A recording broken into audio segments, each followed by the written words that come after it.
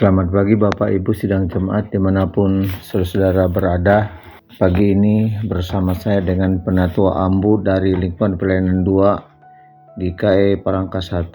Pada pagi hari ini kita bersyukur pada Tuhan kita Yesus Kristus karena kemurahannya diberikan kepada kita semua.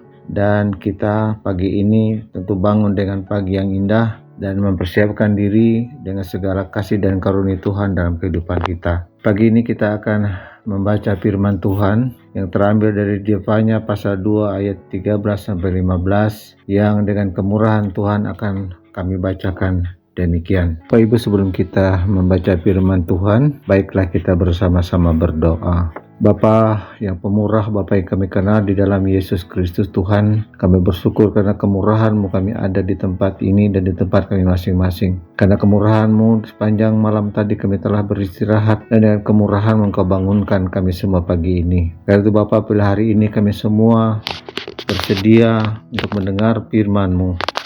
Maka kuatkan dan teguhkan iman kami. Isi hidup kami dengan kebenaran dan kemuliaan Tuhan. Bapa di surga, jauhkan kami dari segala mara bahaya malapetaka. Jauh kami dari segala yang jahat. Terpujilah Engkau, di dalam nama Yesus Tuhan kami sudah berdoa. Amin.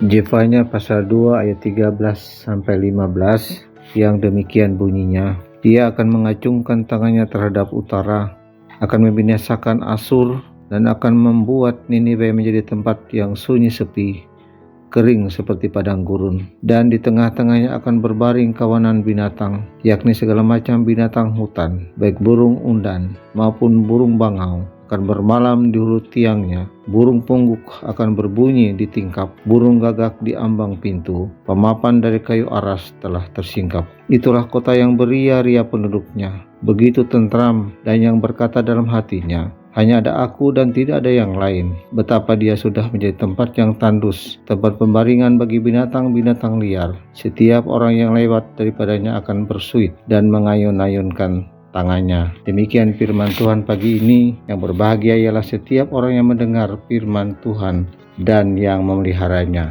Amin. Renungan firman Tuhan untuk kita semua pada pagi hari ini yang ditulis oleh Vikaris Aprinita STH dengan judul komitmen kepadanya. Siapa menabur angin, ia akan menuai badai. Artinya dia yang bernubuat, ia pula yang terkena akibatnya. Sebab Tuhan tidak pernah tertidur dan ia akan menegakkan keadilannya di atas bumi. Tuhan memang pernah memberi pelajaran kepada umatnya melalui bangsa-bangsa lain. Namun bangsa-bangsa hanyalah alat di tangan Allah. Mereka tidak akan pernah bisa lepas dari kendali dan kuasa Allah. Sebab itu mereka tidak boleh bertindak melebihi yang ditetapkan Allah. Dalam nubuatnya ia menyatakan bahwa berbagai kota yang penting bagi orang Filistin akan dihancurkan oleh Tuhan. Mencari Tuhan haruslah dengan kerendahan hati. Jika kita mencari Tuhan dengan kerendahan hati, maka Dia akan melindungi kita dari kemurkaannya. Tetapi jika mencari Tuhan dengan tinggi hati, maka Tuhan akan memberikan murkanya kepada kita. Yefanya menasihati mereka untuk memperdalam komitmen mereka pada Allah dan jalan-jalannya. Mungkin Allah berkenan melindungi mereka ketika Ia datang untuk menghukumnya. Sikap hidup dalam mencari kerendahan hati tercermin dalam kehidupan manusia untuk mencari Allah, mencari kebenarannya dan kehendaknya. Kunci kesuksesan dan kunci berkat bagi orang-orang percaya adalah kerendahan hati di hadapan Tuhan. Karena kita menyadari bahwa kita adalah ciptaannya dan Allah sang pencipta sepatutnya kalau kita memiliki kerendahan hati.